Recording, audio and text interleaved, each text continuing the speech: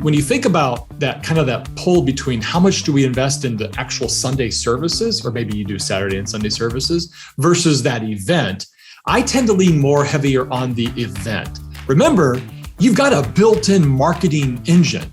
They sit in your seat every weekend. And those people should be bringing at least one person, right? That alone would double. So you're going to get your ring one people. You know, everybody's going to come to your church on the weekend, right? That's a big deal. They come Christmas and Easter. So your people are going to help to fill that up. So you want to add more services and you want them to bring their friends. Hey, welcome to the Missional Marketing Podcast. I'm Bart Blair, joined as always by Jason Hamrock, and we're just glad that you tuned in with us today. Our goal is to help your church grow by leveraging digital marketing and effective communications. And today, in this special episode, I'll call it special because it's just Jason and me, we're going to be talking about how you can leverage digital marketing and effective communications to have an amazing Easter experience this year for you, your church, and your community. Yeah, I'm really excited about this topic because there's 2 times a year where people will come to church if you invite them, and it's Christmas and Easter. And what's really exciting and maybe a little shocking, could be a little scary, is that by the time this episode drops, it's going to be like on the February 4th or 5th or something like that. By February 6th, you're 10 weeks out from Easter.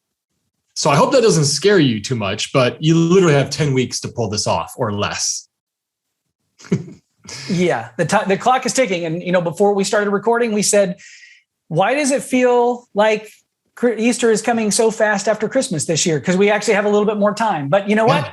Time is passing quickly. So it is. For the sake of time, let's get into our content today. We want to talk about how you can plan an effective Easter service and marketing that supports that effective Easter service, that Easter experience, whatever it is that you plan to do with your church. And so the first thing that I want to kind of pose the question is, what is Easter for your church? Obviously, you're probably going to have Easter service or services on Easter Sunday. But do you have other activities or events happening in and around the Easter season? Jason, what are some of those things that churches might also do in and around the Easter season? Well, there's lots to do, right? You want to recognize and put together a plan. Okay, so we have a podcast with Ben Stapley it just dropped. So go check this one out. But Ben suggests that you should be planning for this thing months in advance. So we're obviously past that, but for Christmas, you should be looking at like planning your Christmas pretty soon here. I know it sounds weird. Easter. I know, but I'm talking Christmas. But for Easter, you want to plan Christmas now? Well, when you get into the summer months, you should be talking about Christmas. Okay. For Easter, you're already too late, but you get on it now, right? You should be talking about it back in November, December about Easter. Okay. So because we're past that, here we are, we're into February. Things that I'm asking about, I'm actually, when I talk to churches about planning for Easter, I consider the 3 rings to your audience, right? The 3 rings of people that you should be connecting with, because that helps you understand what is it we're wanting to do, what is it we're wanting to do after Easter, and how are we going to track and engage everybody? And so I think about ring 1, those are your people. That's your people go to your church. I think churches make a mistake on always just focusing on inviting their people. Well, yeah, you should do that, but don't put a ton of effort and energy into that because they're already going to come to your church at Easter time. So you need to make them aware about it. But here's what I think the better strategy is. Use your people to invite and bring their friends and families and neighbors and coworkers and in-laws. That's what you should be putting your efforts into, is using your people as your marketing little minions. And they are the ones who can invite and bring friends. And so just by bringing attention and focusing on pouring into your people to invite, they themselves know they're invited. So that kind of accomplishes that. Yeah. In other words, coach and encourage your peeps to invite their peeps at Easter. That's right. I love when I did that. Yeah, I love marshmallow peeps. It's good, especially when they're frozen. Oh, they're good. Okay, that's ring 1. Ring 2. Don't miss this. Ring 2 are people that are looking for a church, right? So throughout the entire year, you should be focusing on people that Google like churches near me, or they're just looking around for a church. Maybe they're new to the area, or maybe they got a divorce recently, so somebody has to find a new church. That just happens. But you want to be focused on ring 2, people that are looking for a church. And again, when do people go to church? The 2 times of the year? Christmas and Easter. So make sure you're on it with ring 2. Then there's ring 3. This is a fun ring that I love talking about. And it's the people that are searching around for like things to do, stuff to do at Easter time, right? They may or may not be looking for a church, because again, that's ring 2, but they're always searching on the internet for things to do. And so I'd love to talk about that and what that looks like and what kind of opportunities you can dive into there. Yeah, I actually kind of asked you this question earlier, and you kind of, I guess you kind of skipped over the question that I asked you. So let's dive into that. Not everyone is looking for an Easter church service, but there is an opportunity for you to reach and connect with people in your community around Easter, because even though Easter isn't necessarily a faith-based holiday for everyone, most people in our Western culture acknowledge Easter in some capacity. Even if it's pure on bunnies and eggs, they're having some kind of Easter celebration. So, when we talk about promoting or connecting with people in your community, there are going to be some people who are truly looking for a worship experience on Easter Sunday, right? Your ring 1 people, many of your ring 2 people. But when you talk about ring 3, people who are kind of just looking for stuff to do, maybe it's things like an Easter egg hunt or an Easter egg drop. Maybe it's some kind of spring festival that your church might do, something that you can do. It's an outdoor event, family day. Well, I know churches that will do like an Easter weekend family day type of event with games and activities and things that, kind of don't necessarily lean into the eggs and bunny aspect of Easter, but it provides people in your community something to do that's fun and engaging. All kinds of stuff like that. Yeah, I got a church we work with. They do a car show every year, and it's a big hit. And they always do it like the week before Easter, okay? Because you don't really want to compete with Easter weekend, and so their car show the week before Easter brings a lot of people while they're there, because they have all kinds of things for. It's not just a car show; it's like that and a family event, things to do for kids and moms and dads. But that's where they make a great introduction to the church and invite them next week. And like you said, egg drops or Easter egg. I've got a church in Pennsylvania that they're a smaller church, right? So they run a couple hundred people. They decided to do their activities the week before. They don't want to be competing with all the other churches on that Saturday before Easter. So the week before on Saturday, they're going to have their Easter egg hunt. Kind of a cool idea, because then that gives them that whole week to connect with those people and invite them to church on that following Sunday. So you want to be really strategic in what you're thinking about there. Look around to see what other churches might be doing. And those are, like what you just mentioned, those are low-hanging fruit opportunities to bring people onto your campus and get to know them. Yeah, I think that, the key here is going back to kind of like the start and where I kick things off is you need to know what you plan to market. If you're going to develop a marketing plan, you need to know what you're planning to market and who the audience is that you're trying to reach. So as you're planning Easter, we know Easter Sunday is an event, and that's something that you want to communicate to people in your community. Your ring 1, your ring 2, maybe your ring 3. But as you're looking at opportunities to engage and connect in the community, you have those ring 3 connection points. You need to make sure that you're marketing those things as well. Now, speaking of marketing, Jason, one of the things that churches ask us all the time is questions about their budget. How do I know what to budget? What should I budget? When should I budget? If I've got Easter stuff, here's a question that I've had several churches ask me here in just the last couple of weeks. How much money should I spend advertising my Sunday morning worship service on Easter Sunday versus how much should I spend advertising the outreach event that I'm going to do that's on the Saturday before or the weekend before? There's a tension there, right? Like what are your thoughts and your advice on that? Yeah, it does. There's a reality, and that is you have a budget. So when you talk about budget planning, obviously this isn't the time of year to be thinking about the budget. But what I would be talking about is what would you do with those funds if they were given to you, right? And I always coach up churches to say, when you go ask for more money, don't just say, hey, I'd like to have a bump in my budget. Why? Well, might do something with it to advertise. Don't do that. Actually go there with a plan. I plan on doing A, B, and C. And here's a result of, if we do A, B, and C, we think we can do this and get this many people to engage. So think through that. And I would love to coach you up on that. That's fun to talk about. But when you think about that kind of that pull between how much do we invest in the actual Sunday services, or maybe you do Saturday and Sunday services versus that event, I tend to lean more heavier on the event. Remember, you've got a built-in marketing engine.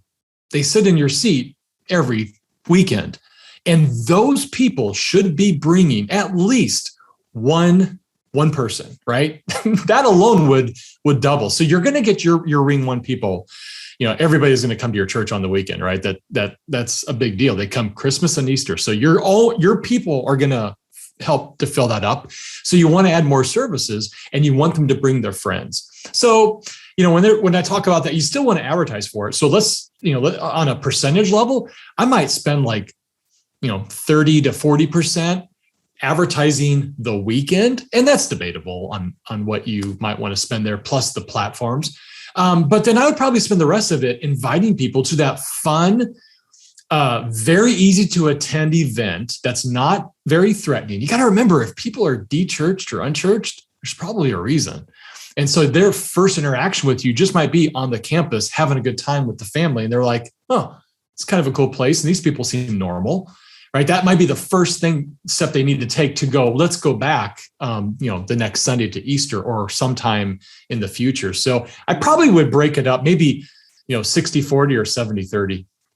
Okay, I'm with you on that. I think 60-40 is typically what I would do. I would also say, though, as it relates to outreach events, those connection points, those easy on-ramp events that people in your community can attend, in addition to getting people on your site or on your campus or wherever you're planning to have the event, it's really important to make sure that you have some strategic plan for a next step for those people. Yes. So the next step may not be show up to church on Sunday morning. If you're doing, I'll use Easter egg hunt because we know a lot of churches that do Easter egg hunt, and you're doing an Easter egg hunt on, say, Palm Sunday or the Saturday before Easter or 2 Saturdays before Easter, a lot of those people who are part of your community are not ready for church. Hey, but they might be ready for VBS, which is coming 6 weeks later. And that might be a great opportunity for you to be promoting Vacation Bible School at that event rather than promoting your Sunday morning worship services. Or maybe you're going to have some sort of parenting seminar, or something I see some churches doing and a lot of other community organizations is doing, they'll bring a professional in to do a workshop on a Saturday morning on how to keep your kids safe online. And you might be offering a free workshop at your church, like on the Saturday after Easter or 2 weeks after Easter. And at that Easter egg hunt, you've got families, you've got kids, you can give people a next step for engagement with you. That's something that might not necessarily be Sunday morning worship. Yeah. And I always caution churches, be mindful of who is at that event. So if it's younger families, probably, then invite them to the next younger family thing. Don't give them the whole smorgasbord of, we got 15 things to choose from. I always use the analogy of Cheesecake Factory. They have a book as a menu. Like I'm more of an In-N-Out guy or a Chick-fil-A guy. I'll take that.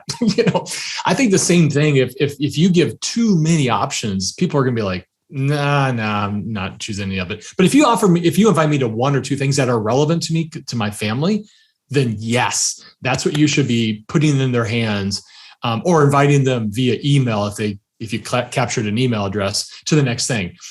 And of course you want to invite them to church, but I think it's a given they know they're invited to church. You still probably want to say that, but don't go so extreme to create like a 12-page brochure for all the things that you and your family can do at our church. Do not do that.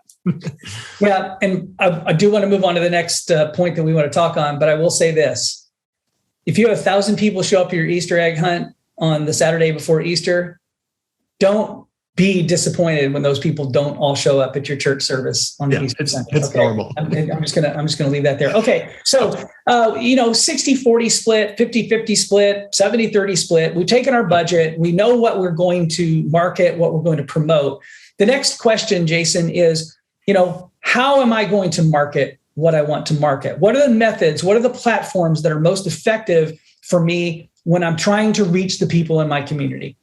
Well, I kind of put it in this pecking order. I'm obviously a big fan of Facebook, social media.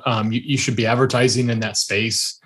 Yes, it does kind of skew a little older, more female, but you can reach a lot of people using Facebook and certainly Instagram and Instagram Reels and all that kind of stuff. But I'm also a big fan of Google, not just necessarily Google search, but Google Display Network. You can use the Google Display Network to advertise on all kinds of different websites and games and apps and geo-target your area. Though Facebook and Google Display Network are really two incredibly powerful, popular platforms to advertise in. But I also would include Instagram because you can do like an Instagram like Reels and that gets a lot of traction. And TikTok is coming around, but I would not also dismiss YouTube ads because those are, tons of people use YouTube and you can get an ad, an advertisement in front of them, an invitation in front of them. So I definitely would put money into interruptive advertising. That's what we call it around here, interruptive advertising on social media or on Google. Then the next thing I would do is Google search, right? People are searching in Google. They're looking for a church, ring 2, or they're looking for things to do. And so you want to make sure you don't leave out Google search as an option as well. Yeah, I would say this, running ads on interruptive platforms it's one of the easiest cost-effective ways of running ads. Our experience has been that Google Display Network will get you a slightly more diverse audience between male and female, and it tends to skew a little younger than Facebook. Facebook clickers, ad clickers on Facebook, not all Facebook users, but Facebook ad clickers tend to be women in their 50s or older. And if that's your target, if you're trying to reach, moms of teenagers, or you're trying to reach grandmothers who you think might have some influence on bringing their kids and their grandkids to church, it's a great place to be. The reality is you can't avoid Facebook because so many people are on Facebook. But also with those interruptive ads, you should also have a very, very robust and strategic organic social media strategy. You need to be posting consistent content, not just invitation, not just information, but creating content that inspires people and tells stories and gives them a reason to join you on Easter Sunday or for your Easter events. Don't just use Facebook as a billboard. Use it as a way of communicating to people how their life can be impacted by a connection with Jesus in and through your church. So I would say those two things need to work together, your paid interruptive as well as your organic social media strategy. Yeah, and then I also don't want to discount the traditional methods, right? So I love invitation cards. You can print a card that has Easter information on there and perf it right down the middle, and you tell your congregation, break that in half, right? And you keep one, and then you go invite somebody else with the other one. And so that's a good strategic move because you want to be utilizing that. Or any kind of billboards or newspaper. I know that some of that's getting kind of old, but it can still be effective if your budget is big enough. If it's not big enough, I would focus on digital first. Yeah, that's what I would do. Yeah, I agree. It's not that we completely we've gone anti-billboard or anti-print material. I personally would almost always print an invitation card that can be used in-house. I wouldn't mail them. I'm not personally big on mailing because the cost is It's cost prohibitive in some cases. It's a shotgun blast that you don't really know if you're going to have any return on it. It's not very ecologically sound to print thousands upon thousands of postcards. And many of the people that you're trying to reach, they're thinking about those things. But I love to have a tool that I can put in the hands of the people in my church to actually use as an invitation. So I think that's an important point there. So Jason, here's the deal. This is something I wanted to camp on for a couple of minutes here. And that is, once I've built my ad campaign in Facebook or Google Display or YouTube, once I've printed my card, where am I sending people for the information that they need about my Easter services or my Easter events? Where am I sending them, and what information do I need to provide them? Ideally, a landing page on your website, not your homepage and force them to have to find it, but actually like an Easter landing page on your website. Okay. It's really important that if I'm interested in coming to your event, I want to learn more, don't make me have to think and click around to find it. They'll bounce. So send them straight to a Easter landing page, where on that landing page, a lot of great options, right? First of all, invite them. You're invited to Easter at our church, whatever. I'm a big fan of putting a video on there, not a high-end, crazy expensive video. I'm talking just maybe an iPhone recording, right? Of your pastor just inviting them and telling them that they are highly valued and you want to invite them, and here's what we're going to do, and all the cool stuff for the kids, and we promise that you'll have a good time. I mean, just something simple like that. Obviously, all the details. It's crazy how often we'll overlook that, or we'll just make it small and insignificant. No, you got to be really careful. You got to make sure they see exactly what's going on, the who, what, where, when, why, especially what's in it for kids. I'm also a big fan of other buttons that you could, learn more about our kids' ministry around here. Or maybe there's links to other things that might be relevant to kids. We were just mentioning that maybe VBS is coming up. Learn more about VBS. But you want to be very careful of simply and making sure they are invited to your Easter services. Lately, because of COVID and whatnot, a lot of churches will put an RSVP. That's really cool. They can just send how many people in their party, their name and their email, right? And you've just captured some information. And so some people RSVP, and you're not giving them a ticket. It's more about, we just want to have a count on who's coming. And so I'm a huge fan of RSVP. And then there's this other huge opportunity.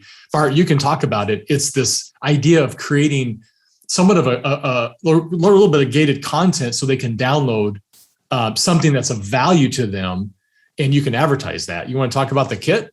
Yeah, absolutely. A couple of ideas. One of the things that we get asked all the time is, okay, great. We spent $500 or $1,000 on Facebook ads, and we had all these people click to our website. Who are they? And how can we know them? And it's a problem that, we as in the church world, we want to solve. The business world has actually solved it. They have this thing that they typically refer to as lead generators. A lead generator is a piece of content that's on a business's website that is of interest to someone who might be interested in their particular product or service.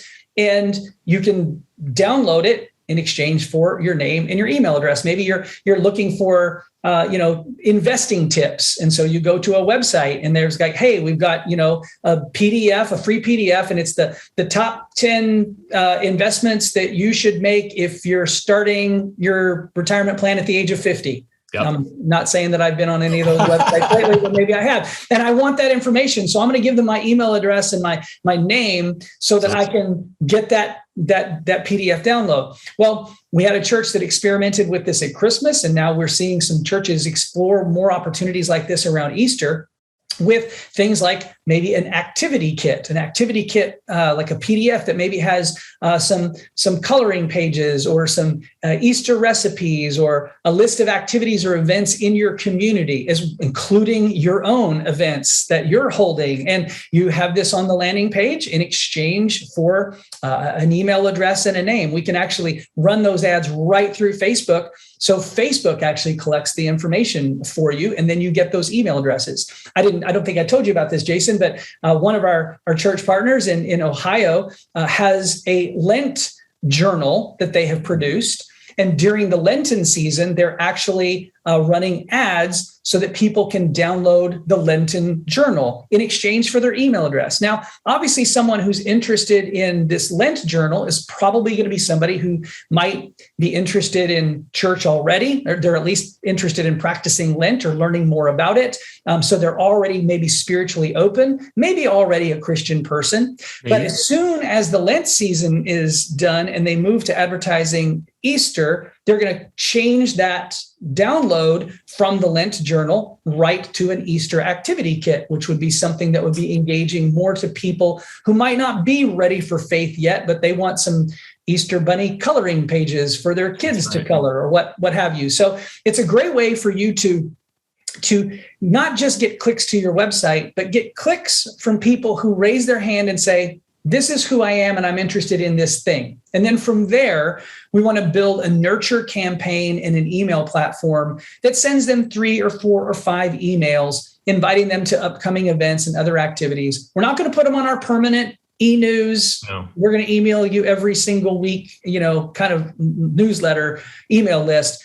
But we are going to email them a few invitations to Easter or to VBS or whatever is appropriate given the type of content that you've provided for them. And I think, adding RSVPs to this type of engagement gives us the opportunity now to say, hey, we've got people clicking to our website who are interested in whatever it is that we're offering, and we can now start a relationship with them, at least through email, because they've raised their hand and said that that's okay. Yeah, we tried this, like you said, and it was overwhelmingly successul. We generated a lot of brand new emails for the church of people who are interested in what we had to offer. And it's kind of common sense. If they're a Christmas activity kit or an Easter activity kit, they're probably families. This is probably the mom or the dad of a young family. So you follow up and invite them to the next thing. You're developing a relationship. And we can take a page out of the big box marketing strategy on how they do it. And we at the church can do the same thing.